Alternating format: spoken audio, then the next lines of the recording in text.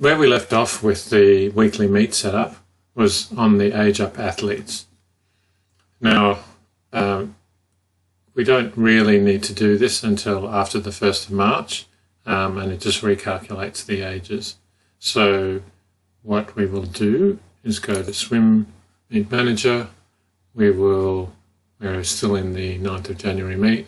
We'll go to Setup, Meet Setup, and then click Age Up Athletes. Well, that recomputes all the athletes' ages to the 1st of March 2021. That's just in case they've been aged up to a different date by Swim Central. Okay. Click right. And then the next step is to import the best times from Team Manager.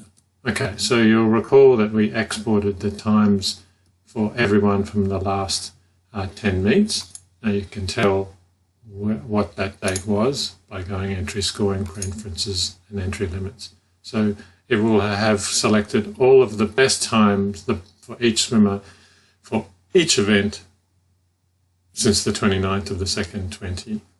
So that's 10 meets ago. All right, so what we need to do is go File, Import, Entries. All right, remember we put all of our entries, exports in here.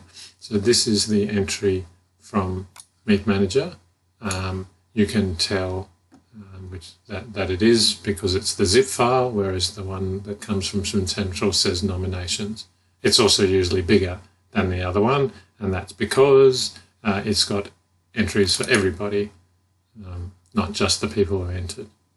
Okay, now every time you import something that's been exported by any of the Meet Managers or Team Manager, they're always zipped up files, so it makes the file smaller, they're compressed. So this asks you, it'll unzip the files and then show you where they're located. After the list is displayed, double click on the file you wish to import.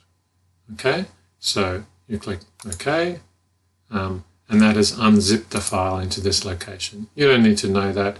All you really need to know is just double click on the entry that was there, and it will open it. So it's just an extra step you have in terms of opening it. It's nothing special. You've just opened a zipped up file, expanded the zip file, and then opened the file that's internal.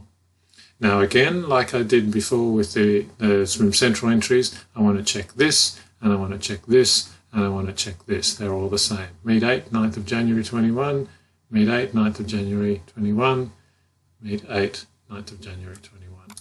Okay, now this time I only want to update the times. So I'm taking all of the times from all the entries, and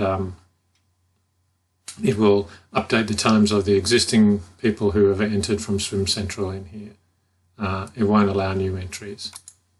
Now obviously this file has got all the people who ever existed in Ku-ring-gai, so they're going to be exceptions. So just open that report. You can ignore the exceptions. I sometimes just check to make sure that it has worked. So you can see here all these old swimmers, and it says I can't add a new swimmer.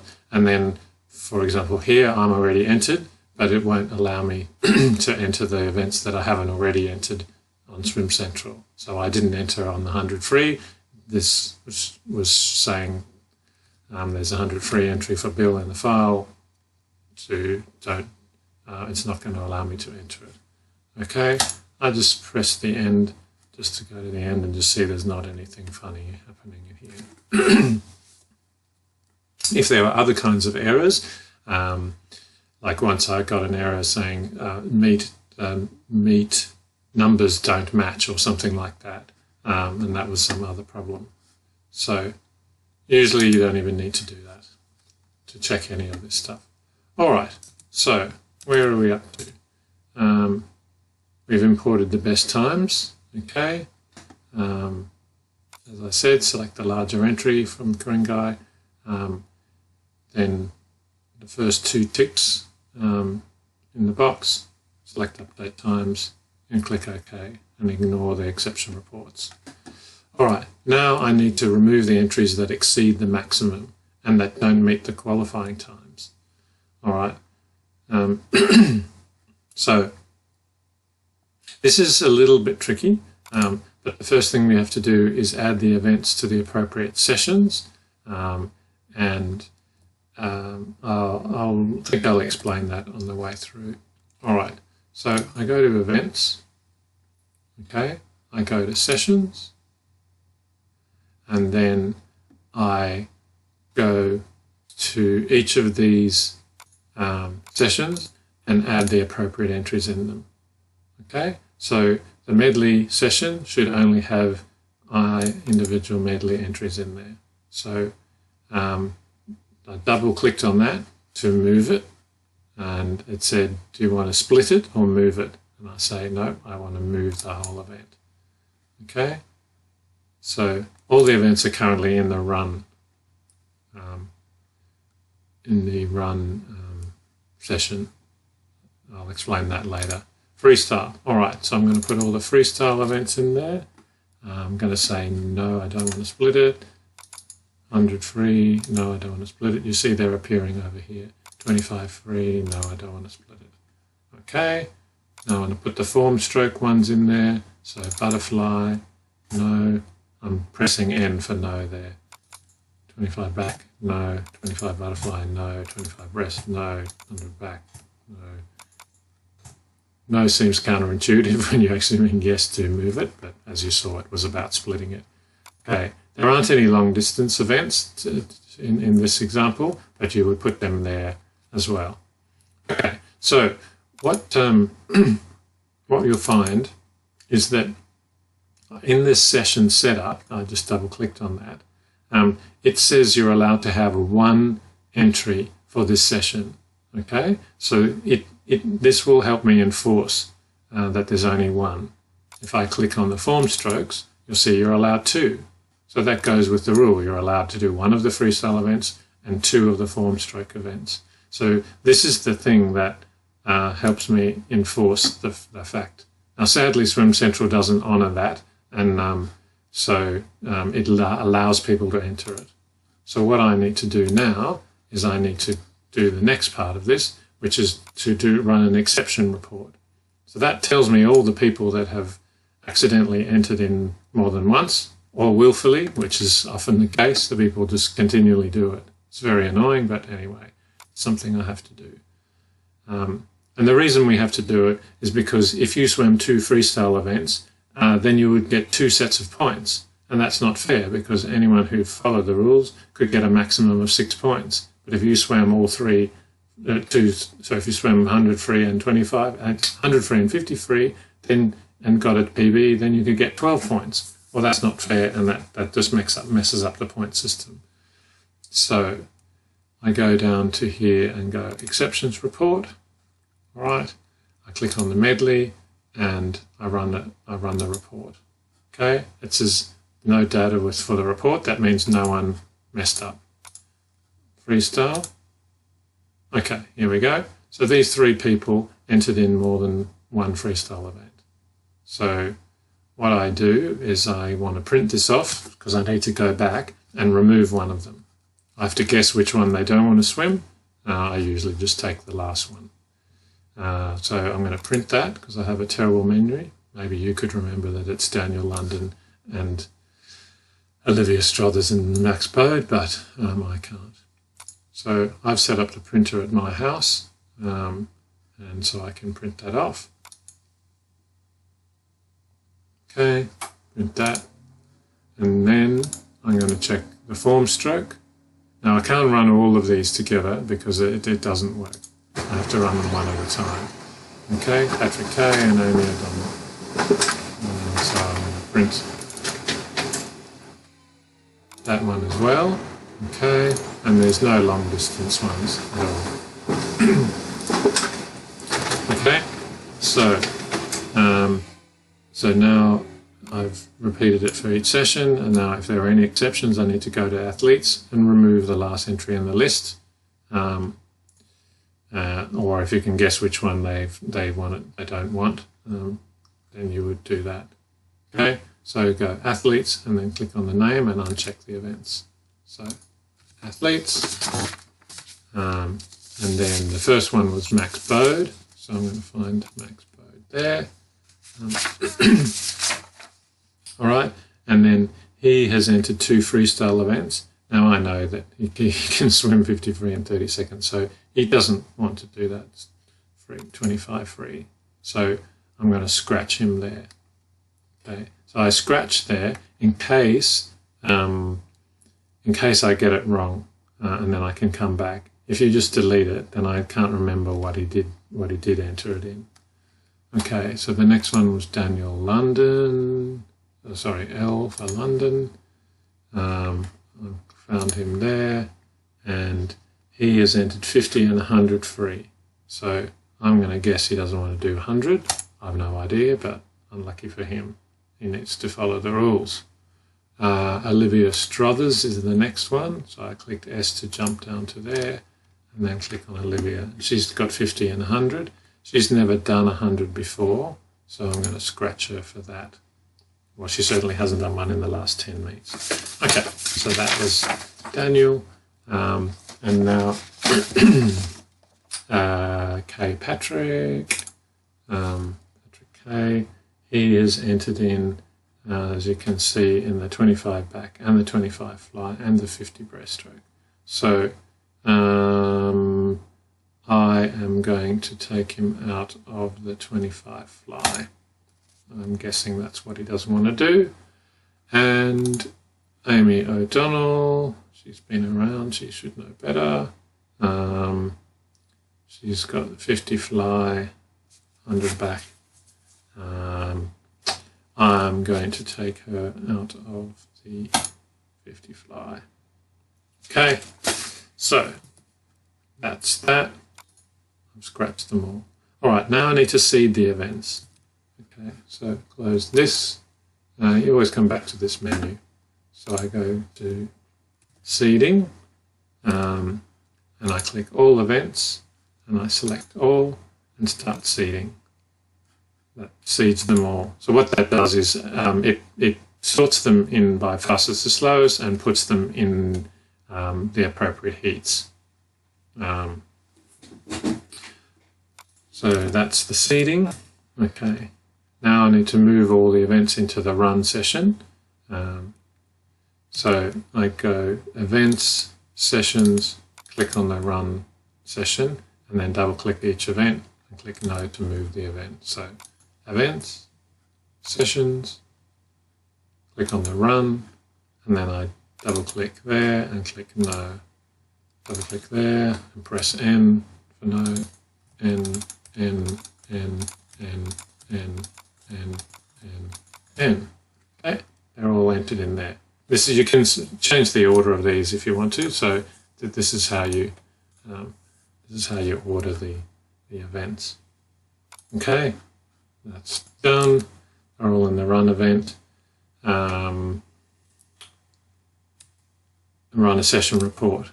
Okay, so reports, sessions, run, print. Okay, so now you can see the following. So there are 45 swimmers. That's something to remember. And we're going to finish at 7:58. Wow, it's a very small meet with that few people, but it is the 9th of January where everyone's still on holidays. Okay, so I just remember those two numbers. So what I'll do is I will print that out. So I've got a reference as we go.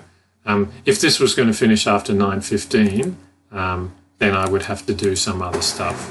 Okay, so if it finished after 9:15, because we don't have the pool, we have to give back for 2 lanes for the public to use, then we would have to do a bunch of changes. Now, I haven't had to do that for a long time because the club's not that big anymore, and we've finished well before then. So I won't talk about that. All right, so now I need to save the session and meet program reports as a PDF because I'm going to email those to the rest of the club. So I go back here and I go export report. Up here.